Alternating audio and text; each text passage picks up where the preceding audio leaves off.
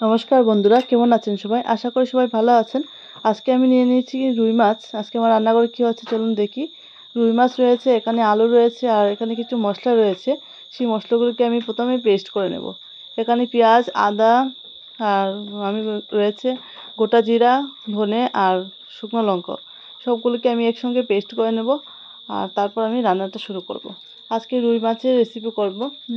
রুই মাছের ঝোল করব, আলু দিয়ে রুই মাছের ঝোল। সিম্পলি খুব রেসিপি আজকে, খুবই সিম্পল রেসিপি, সবাই করে থাকি আমরা, যেটা আমি যেভাবে করে থাকি ঠিক সেইভাবেই শেয়ার করছি তোমাদের সাথে।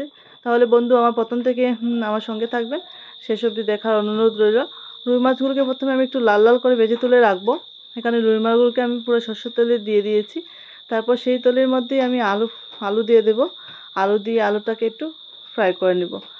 আলুটা হাফ চামচ নুন এবং হাফ চামচ হলুদ দিয়ে দিলাম, দিয়ে একটু ঢাকা দিয়ে কিছু সময় রান্না করে নেব।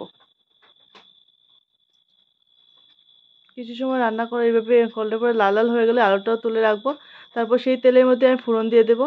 ফোড়নের মধ্যে আমি দিচ্ছি এখানে তেজপাতা, কালো জিরে ফোড়ন দিয়ে দিচ্ছি। তারপর সেই আগে থেকে করে রাখা পেস্টটা, মশলার পেঁয়াজ সব মশলা দিয়ে সমস্ত মশলার পেস্টটা দিয়ে দিলাম।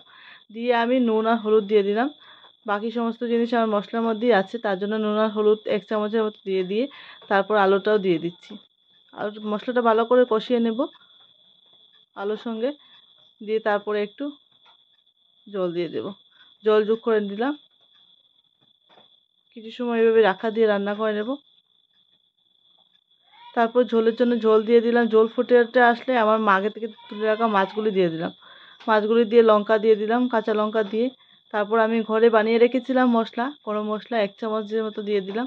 দিয়ে আমি রান্নাটা কমপ্লিট করলাম। এই গ্যাসের ফ্লেমটা অফ করে রাখলাম। আর তারপর আমি পরিবেশন করে নিলাম। বাটির মধ্যে একটু পরিবেশন করে দিচ্ছি। আজকে খুবই সহজ এবং সিম্পল রেসিপি, রুই মাছের ঝোল। তো আলু দিয়ে রুই মাছের ঝোল খুবই টেস্টি হয়, খুবই দারুণ হয়। আর এটা গরম ভাতের সঙ্গে থাকলে আর কিছু লাগবে না, জাস্ট জমে যাবে। এরকম রেসিপি আমরা সবাই বানিয়ে থাকি, কিন্তু এরকম সবসময় এরকম রেসিপি খেতেও ভালো লাগে।